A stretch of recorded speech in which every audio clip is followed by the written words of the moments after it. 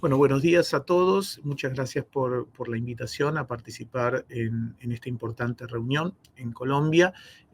Lo que me toca hablarles hoy es sobre el Plan de Acción Mundial sobre la resistencia a los antimicrobianos y vamos a tener varias áreas en esta presentación. Vamos a abordar el problema y la reacción mundial con el Plan de Acción Global de la Resistencia a Antimicrobianos para el control de la RAM, que está reflejado en el plan de acción regional y en los planes de acciones nacionales que tienen los países de la región.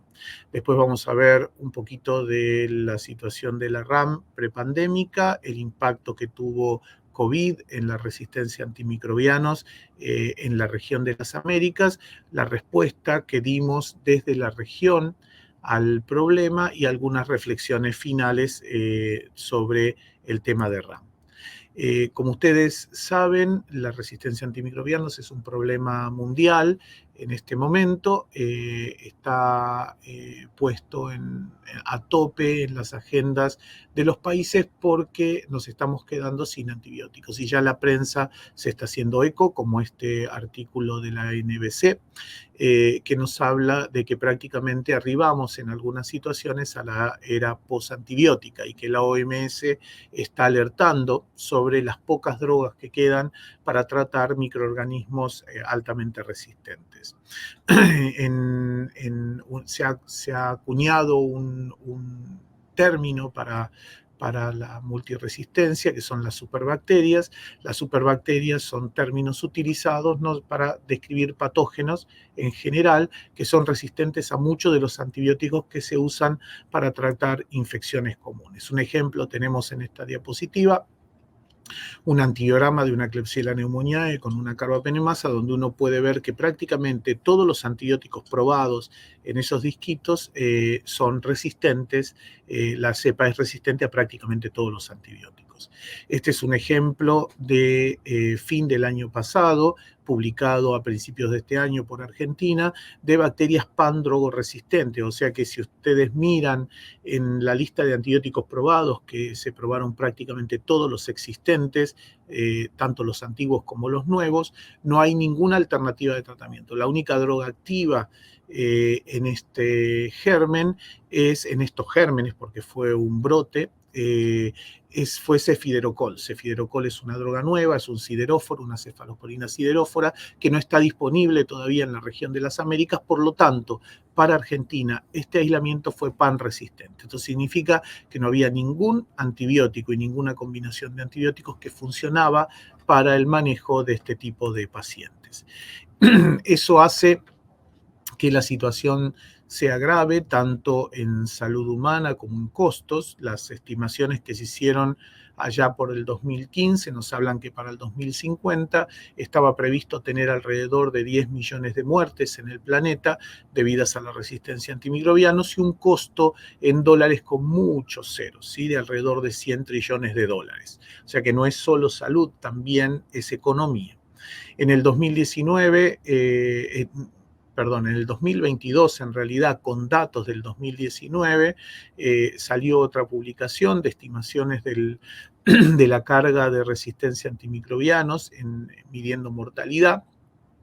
Y nos dice, este trabajo salió en febrero del 2022, nos dice que en el 2019 hubo casi 5 millones de muertes asociadas con la resistencia a antimicrobianos y 1.27 millones de muertes directamente atribuibles ese año a la resistencia a antimicrobianos. Cuando uno mira estas predicciones, realmente es alarmante si uno se fija y compara las predicciones para el 2050 en cuanto a RAM y mira la mortalidad que provocó COVID en los 3 años de pandemia. Estamos hablando que la sumatoria de la mortalidad de los 3 años de pandemia llega a la 2/3 parte de lo que va a ser la mortalidad por resistencia a antimicrobianos si no hacemos nada en este momento. ¿Sí?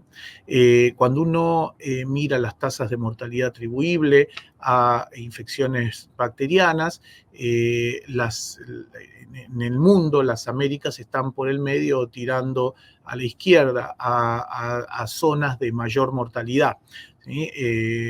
en general los países de más bajos recursos tienen mayor impacto de mortalidad por la resistencia a antimicrobianos y los de mayores recursos con mejores iniciativas o estrategias de uso de antibióticos están a la derecha, ¿sí? Nosotros estamos por el medio dependiendo de la subregión de las Américas. Cuando uno mira las Américas en general, a través de estas publicaciones y de estas estimaciones basadas en datos, uno puede ver una situación muy parecida con los países de mayores recursos como Colombia, Estados Unidos, Canadá, bien tirados a la derecha, con mortalidad asociada a la resistencia a antimicrobianos más baja, y el impacto mayor en los países con menores recursos, Haití, Bolivia, Guatemala, Guyana, etc. ¿Sí? Y otros de medianos ingresos que están por el medio. ¿Ah?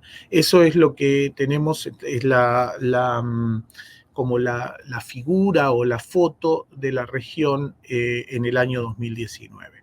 Cuando uno mira los patógenos asociados con la mortalidad en resistencia a antimicrobianos, son los que conocemos desde siempre: coli, estafilococo aureus, Klebsiella pneumoniae, streptococo pneumoniae, Acinetobacter baumannii, pseudomonas, todos los patógenos que vemos con frecuencia. Y cuando uno mira la sumatoria de todos los patógenos, la mortalidad por tipo de antimicrobiano, surgen como mayor problema la fluoroquinolonas y los carbapenemes. Y vamos a poner algún ejemplo en esta presentación sobre el tema de los carbapenemes.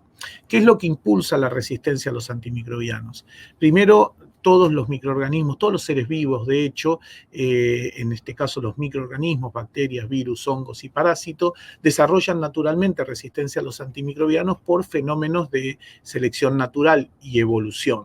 O sea que siempre que se usan antimicrobianos en un determinado nicho, se va a seleccionar la resistencia a este tipo de drogas, porque es la supervivencia del más apto. Si hay una bacteria que tiene un mecanismo de resistencia, por un proceso natural de selección, se va a seleccionar y es el que va a prevalecer. Los seres humanos aceleran la emergencia de resistencia a antimicrobianos al usar los antimicrobianos en forma excesiva, ¿sí? Todo el uso de antimicrobianos genera resistencia, pero el uso excesivo incrementa el problema. Se usan antibióticos en la producción, en la salud humana, pero también en la producción de animales y vegetales para alimentación. Esto hace que el uso de antimicrobianos sea masivo. De hecho, en salud humana usamos el 30% de los antimicrobianos que se producen en el planeta. El otro 70% se utiliza para la producción de alimentos, ¿sí? Y de última, en último lugar a la derecha, en los lugares donde el agua, la higiene y el saneamiento, la prevención y control de infecciones son deficientes, las cepas resistentes se propagan rápidamente. Por eso es que tenemos que la resistencia a antimicrobianos tiene su impacto mayor en países más pobres donde la higiene, saneamiento y prevención y control de infecciones es menor, ¿sí? ¿Cuáles son los conductores de la RAM? Primero, la emergencia de cepas resistentes se puede transmitir luego entre nichos. Ya vimos que cualquier uso de antimicrobianos presiona para la selección de cepas resistentes. ¿Cuáles son los impulsores claves cuando uno habla de One Health y la RAM? Primero, el uso inapropiado, no regulado y excesivo de antimicrobianos en cualquiera de los nichos que estamos hablando. Segundo, las medidas inadecuadas de prevención y control de infecciones para evitar que las infecciones se diseminen. Malas prácticas de agricultura en producción de animales y plantas obligan al uso o inducen al uso de antimicrobianos para tratar de paliar esas malas prácticas. Entonces eso hace que se usen más antimicrobianos en la producción de alimentos.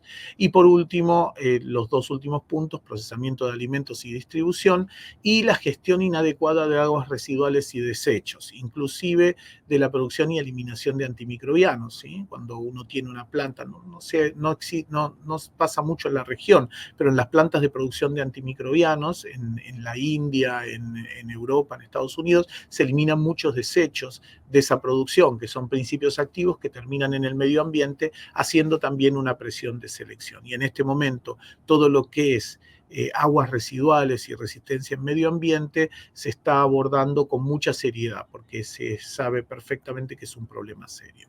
Como les dije hace un ratito, la resistencia a antimicrobianos atraviesa todos los nichos, entonces uno habla de una salud, ¿sí? Vamos a ver algunas evidencias de eso ahora. Y como veíamos hace un ratito, el mayor uso de los antimicrobianos, el 70%, se consumen en producción de alimentos.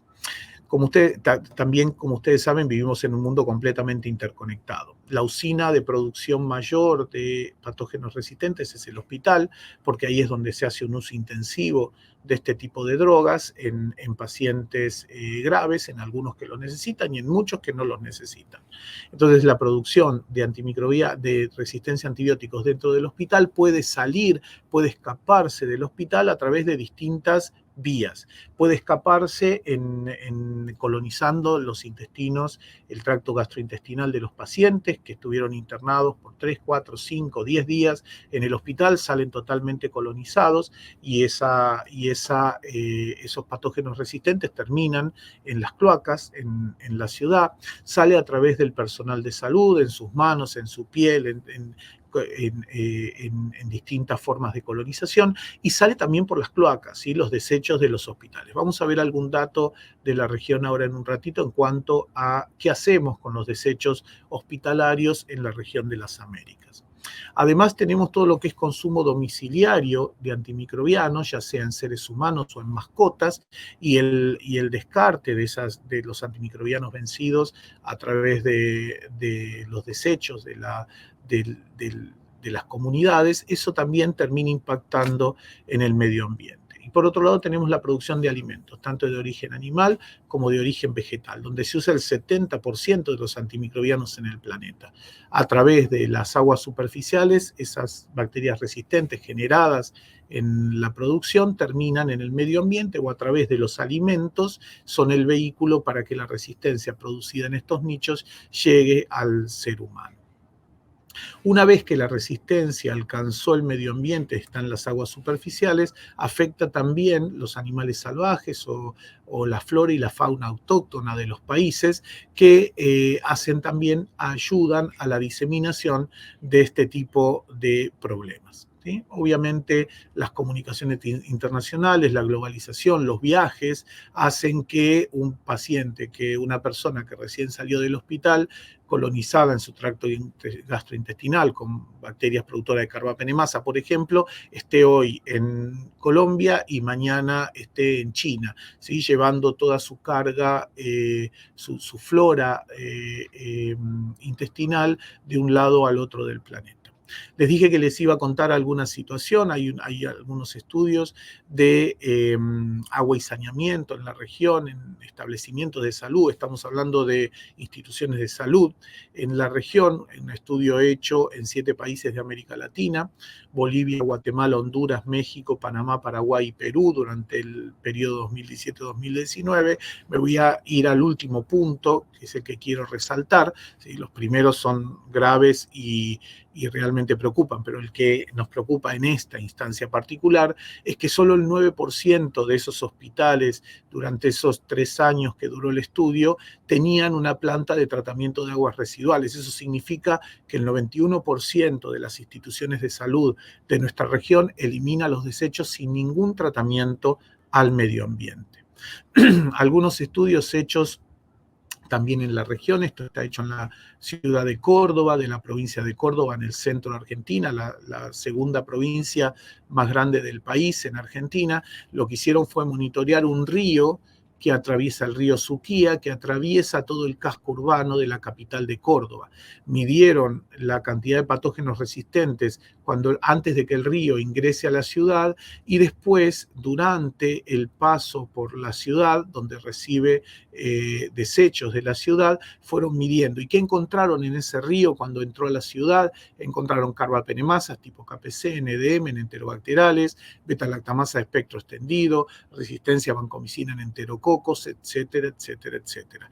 Y medido 10 kilómetros posterior a la salida de la ciudad, todavía se siguen encontrando los mismos gérmenes contaminando el medio ambiente. Esto se reproduce en todos los países de la región. Todos los países que están haciendo estudios están encontrando lo mismo.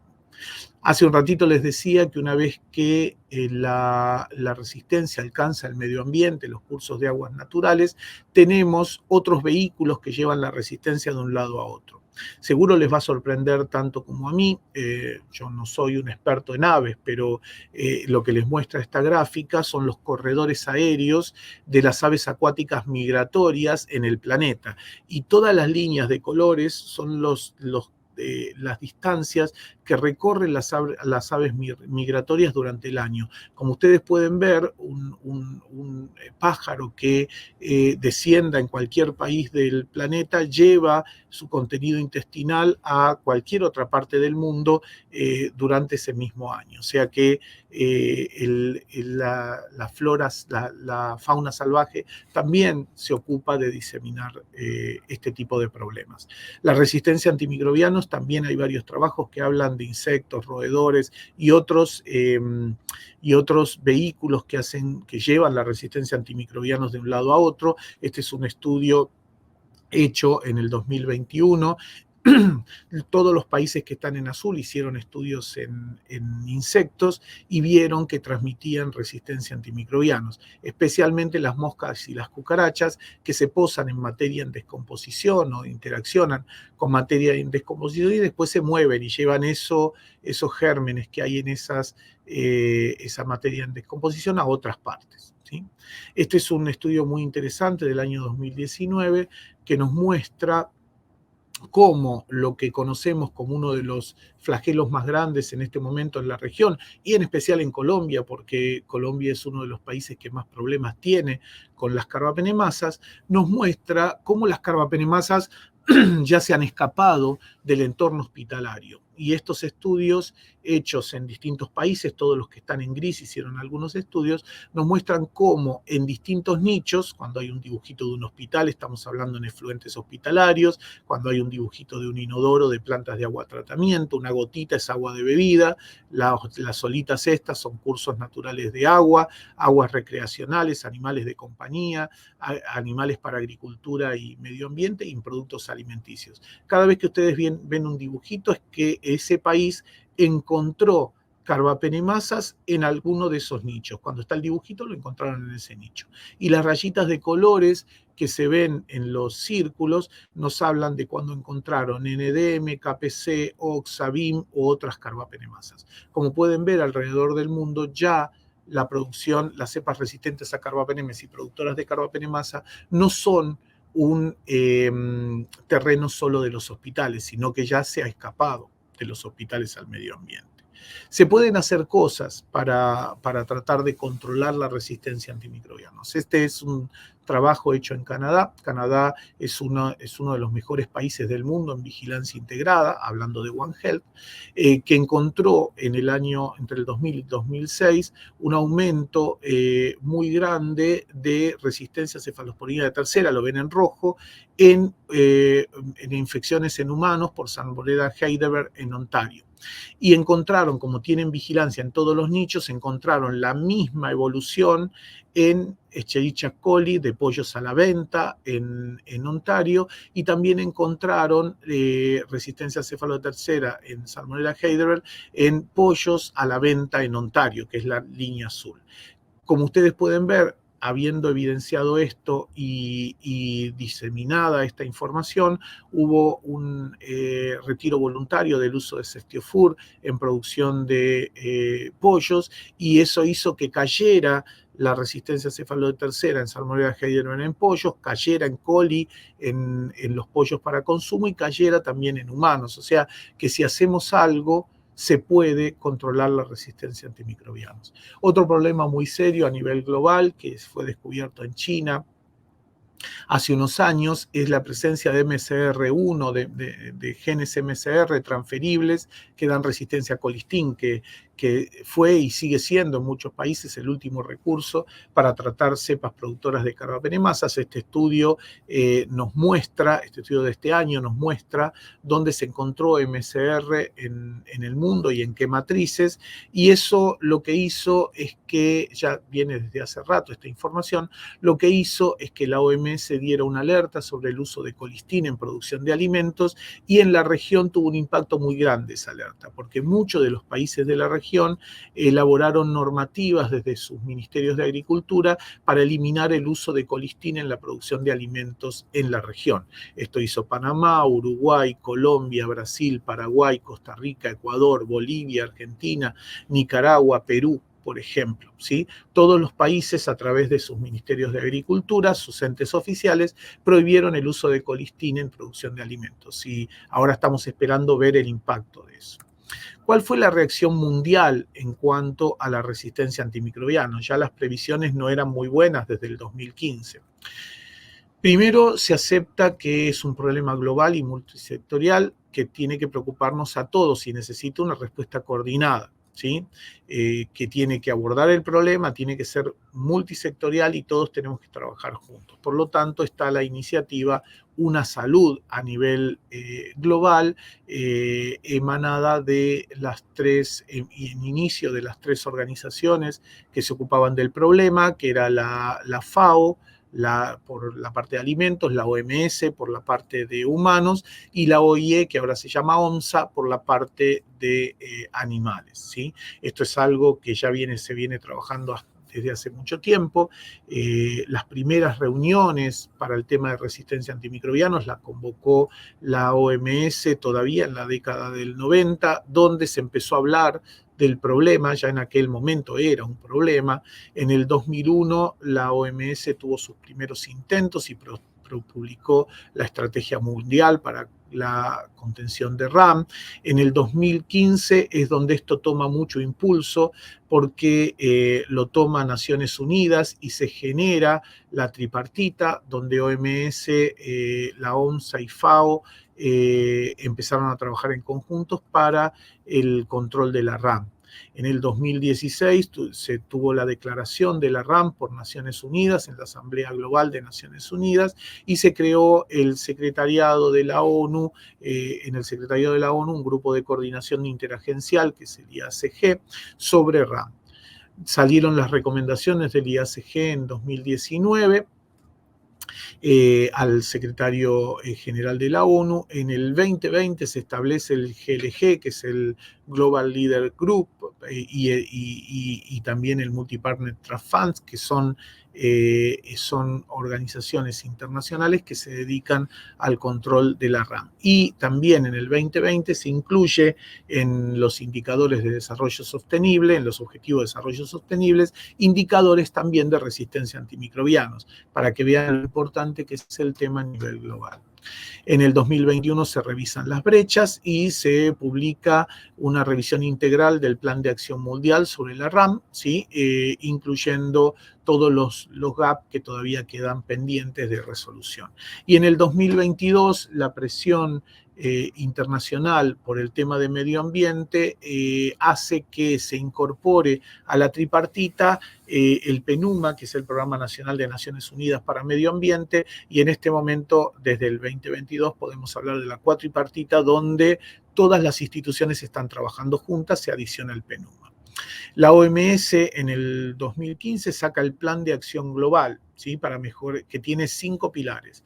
Mejorar la concientización y comprensión, esto es concientizar a todo el mundo del problema, porque hasta ese momento prácticamente solo estaba restringido a las áreas de salud humana, había que trabajar con la población, había que trabajar con los veterinarios, había que trabajar con medio ambiente, etcétera, para que se entendiera el problema, reforzar los conocimientos que se tenían de la rama a través de vigilancia e investigación, vigilancia para saber qué nos está pasando, investigación para cubrir los gaps que existen o las brechas que existen de conocimiento en el tema de RAM.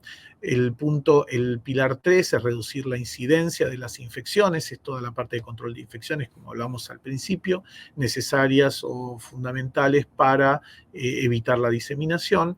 El objetivo 4 son los programas de stewardship, que es lo que ustedes, o PROAS, uso apropiado de antimicrobianos, que es lo que van a discutir hoy en todo el simposio. Y el objetivo 5 es son los estudios de costo-beneficio para asegurar una inversión sostenible en RAM para que no baje la atención en el problema, porque está generando realmente problemas muy serios, tanto económicos como de impacto en salud. La OMS, la OPS, haciendo eco del Plan de Acción Mundial, elabora su Plan de Acción Regional también sobre la resistencia a antimicrobianos y empieza a trabajar con los países en la elaboración de los planes nacionales de acción. Y en este momento prácticamente el 100% de los países de la región tiene un plan de acción de resistencia a antimicrobianos en distintos estadios. Ahora vamos a ver algún ejemplo. Y con distinto grado de desarrollo, ¿no? Hay algunos que solo tienen plan de acción, otros que están implementando, otros que pusieron presupuesto para poder implementar ese plan de acción, otros que no. Entonces, en algunos países queda como una buena declaración de intención, pero no se transforma en efecto, ¿no? Los planes nacionales de acción fueron desarrollados y en una publicación que salió en el año uno puede ver el avance de esos planes de acción en todo el planeta. ¿Sí? Es una publicación nuevita del Lancet Infection Disease de este año que nos habla de cómo van desarrollando los países. Cuanto más verde, mejor están los países, cuanto más rojo, peor están los países. ¿Sí? El primer mapa de acá arriba a la izquierda nos dice las puntuaciones generales de la gobernanza de RAM. Esto es el genérico. Y después dividido en diseño de políticas, en herramientas de implementación y en monitoreo y evaluación. Los mismos países tienen distinto grado de desarrollo en las distintas áreas. ¿Sí? De nuevo, cuanto más verde, más desarrollado, cuanto menos verde, menos desarrollado. Y esta lista, que la pueden ver también en el paper, nos dice en orden decreciente de desarrollo de los planes de acción, cómo están todos los países del mundo. Yo marqué con un puntito rojo los países de la región de las Américas, tanto de Latinoamérica como del Caribe. Como ustedes pueden ver, los países más desarrollados son los que tienen más hecho en el tema de RAM. Noruega va a la cabeza, es el primero, Estados Unidos, el Reino Unido, Suiza, Dinamarca, Alemania, Japón, Australia, ¿sí? Y nuestros países empiezan un poco más abajo. Perú, Canadá, México, esto es en orden decreciente. Colombia no está tan mal, ¿sí? Cuba, Chile, Brasil, Ecuador, Argentina, y en la última parte de la lista tenemos Nicaragua, Paraguay, Uruguay, Costa Rica y Barbados. Todo esto se hace a través de los informes del TRACS, que son los informes que cada uno de los países se autoevalúa de cómo va con su plan de acción y otros documentos que tiene disponibles la OMS. Como verán, nos queda mucho por hacer. Vamos a ir a ver un poquitito entonces ahora la situación prepandémica de la resistencia a antimicrobianos. Los datos que les voy a presentar son de Relabra, de la red regional, donde desde 1996 participan en la vigilancia todos los países de América Latina y en el 2020 se incorporan los países de habla no hispana del Caribe. ¿Sí? Tenemos varios centros de referencia y centros colaboradores de la OMS, como Argentina Malbrán, Costa Rica Inciensa, el Senacica de México y en Estados Unidos el CDC y la Universidad de Harvard. Son los centros de referencia para la región en el tema de RAM. Lo que estamos viendo acá es la evolución de la resistencia a carbapenemes, que hablábamos al principio también, que ya vimos que es un problema de One Health.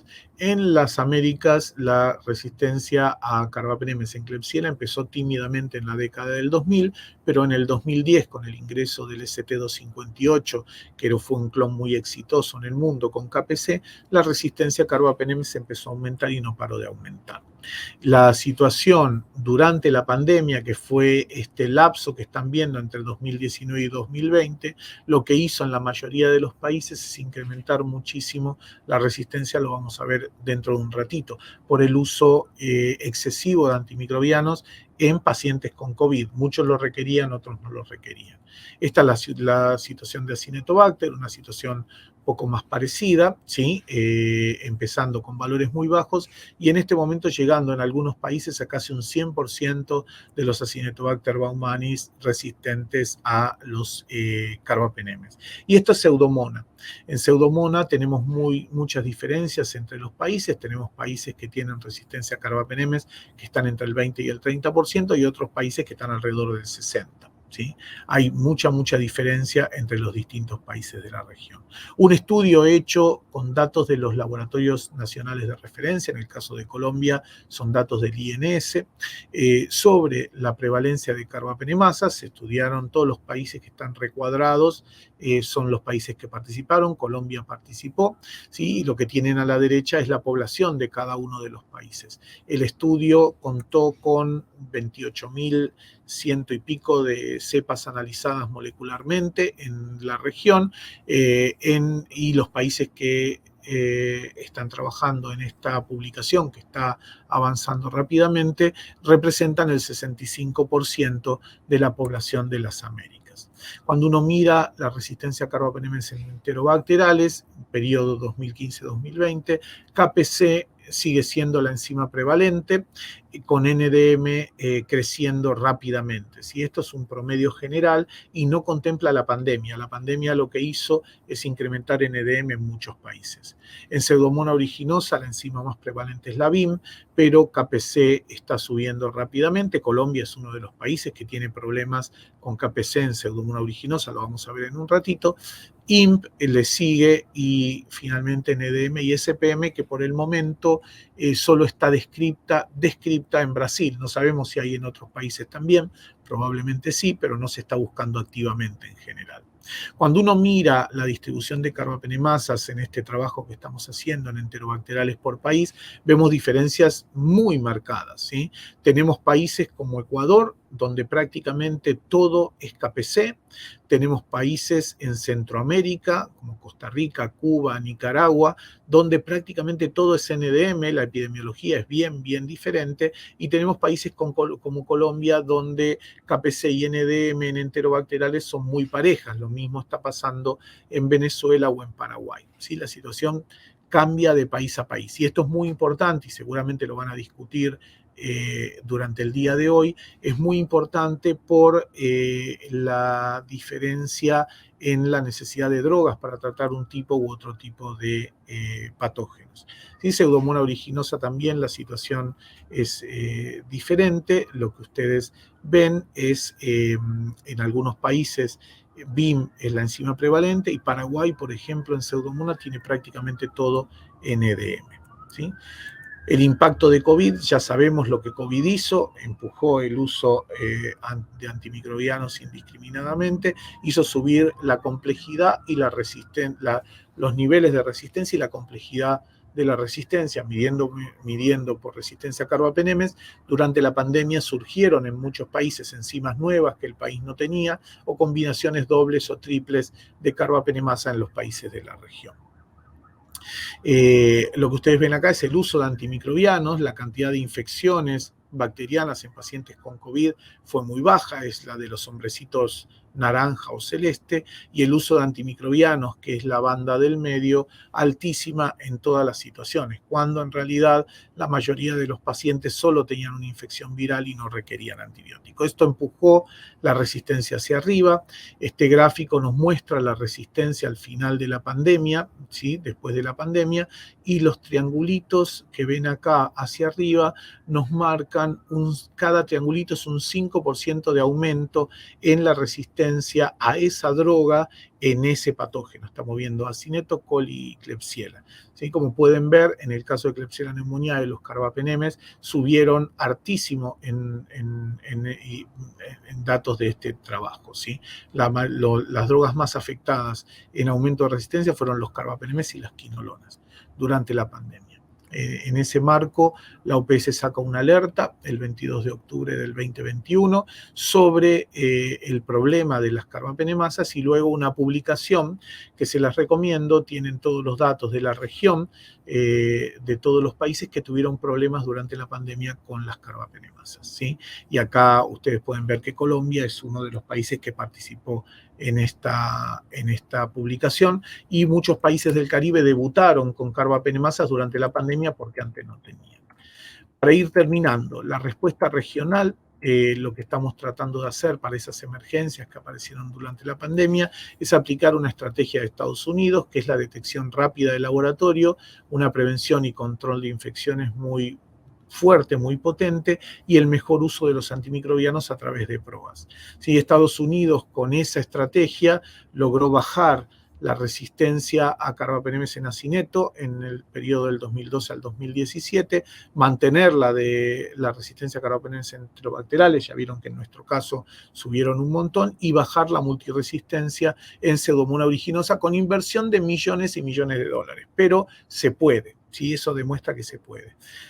Se estableció un programa global, que es una red de alerta y respuesta, que se basó en las amenazas de RAM, para los cuales se necesitan acciones innovadoras, colaborativas y urgentes, tanto a nivel local como global, adaptar esas estrategias de detección y respuesta al cambio de la RAM. Todos los días tenemos cosas nuevas en resistencia a antimicrobianos, no deja de sorprendernos. Adaptar en función de los recursos disponibles para darle a estas estrategias sostenibilidad, compartir experiencias y ayudar a todos a estar preparados, o sea, que los países colaboren entre ellos y que se obtengan datos para guiar y priorizar esfuerzos. Como les dije, el objetivo de este programa es detectar. Laboratorios clínicos necesitamos y de referencia muy activos, muy preparados, comunicar inmediatamente a los grupos de control de infecciones y epidemiología, y prevenir o contener, ¿sí? Prevenir en el caso de cosas que ya están, y contener cuando aparece alguna, contener rápidamente cuando aparece alguna resistencia nueva. ¿Sí? En el mundo, en este momento, hay 9 países trabajando. En la región de las Américas, la estrategia está coordinada por la OPS, y por el momento ya están Chile y Argentina, que están vigilando activamente, ya están en régimen, y están en proceso muy cerca de empezar. Costa Rica y Ecuador, y Belice y Uruguay están un poco más lentos. ¿Sí? Esto se basa en los 5 mecanismos principales, en la detección y control de los 5 mecanismos principales de resistencia a carbapenemes, y en las 3 principales especies de enterobacteriales. Pero cada país lo está adaptando a su situación. De nuevo, para las emergencias, una detección rápida y contención. Para todas las enterobacterias productoras de carbapenemes, prevención. Lo que estamos tratando es de controlar la situación que se generó antes y durante la pandemia. Y como reflexiones finales, lo que voy a pasar rápido por esto, hubo un montón de avances en los países que ya están trabajando. Lo más importante es la apropiación nacional, o sea, los países entendieron y tomaron la iniciativa como propia y la están desarrollando. Todavía en pocos centros, pero con posibilidades de extensión. Los próximos pasos y oportunidades es definición de indicadores de laboratorio y control de infecciones para compartir a nivel internacional entre los países que están participando en la red global, ampliación sostenible en los países participantes, porque tenemos por el momento 2 hospitales en Chile, 2 en Argentina. Hay que seguir extendiendo porque son muchísimos los hospitales y todos necesitan aplicar estas estrategias. Inclusión de países adicionales, no nos vamos a quedar con los 6 que tenemos. La idea es extenderlo a toda la región. Sistemas de monitoreo y evaluación para apoyar el trabajo realizado en la red GAIN. También inclusión de tecnologías moleculares y secuenciación de genoma completo para detección, caracterización de RAM, y establecer métodos para documentar y comunicar las lecciones aprendidas para mejorar, para que la experiencia de cada país sirva para los otros. Y finalmente, como conclusiones, la resistencia a los carbapenemes en Latinoamérica, sobre la resistencia a carbapenemes en Latinoamérica, que es país donde más apunté como ejemplo, es que la resistencia a carbapenemes tiene un gran impacto en la mortalidad de los pacientes, eso lo sabemos todos. La resistencia a los carbapenemes es un problema grave en las Américas desde hace muchos años. La pandemia de COVID incrementó los niveles de resistencia y también la complejidad de la misma, habiendo múltiples carbapenemasas en la misma cepa o mutantes de carbapenemasas, limitaciones de las opciones de tratamiento para infecciones graves, eso es clarísimo. Ya vimos la situación de Argentina a fin del año pasado, con un brote de patógenos intratables, productores de carbapenemasa. Nos queda mucho trabajo por hacer, un camino largo para recorrer, diagnóstico rápido, que estoy seguro que lo van a discutir durante el día de hoy en Stewardship, o PROAS, mejoramiento de la vigilancia, incluyendo nuevas drogas para dar alternativas, ¿sí? Lo que produjo la pandemia es un aumento indiscriminado de la resistencia a carbapenemes. Algunos países pudieron incorporar drogas nuevas y otros se siguen manejando con fosfomicina, tigeciclina y colistina, y algunos ni siquiera eso. ¿Sí? Hay una inequidad enorme en la región en cuanto al acceso a drogas nuevas. Fortalecimiento de las capacidades en algunos países, detección temprana de emergencias de RAM y la comunicación para un rápido control, y los PROAS y más PROAS, porque como vimos, la única manera de frenar la resistencia a antimicrobianos es disminuir el uso de este tipo de drogas. Por lo tanto, lo que van a hacer hoy ustedes en este taller o en este simposio es fundamental, ¿sí? Nada más, solo agradecer a todos los que nos ayudan a llevar adelante la cooperación técnica con los países, a los laboratorios de referencia regional, entre los que está el INS, a los centros colaboradores de la OMS, que se los mencioné antes, a todos los socios que tenemos en el tema de RAM, al programa especial de RAM. Somos un grupo de gente no muy grande, pero que trabajamos con mucha pasión y con mucho esfuerzo, y a las oficinas de OPS de país, porque son las que nos ayudan a llevar la cooperación técnica en cada país. Este año, después de la pandemia, tuvimos la posibilidad de tener la primera reunión presencial después del 2019, que fue la última que tuvimos, y fue en su tierra, fue en Medellín, Colombia, donde la verdad que avanzamos muchísimo. Esta es la red regional, esto es Relabra Plus, Latinoamérica y el Caribe trabajando juntos para controlar la RAM.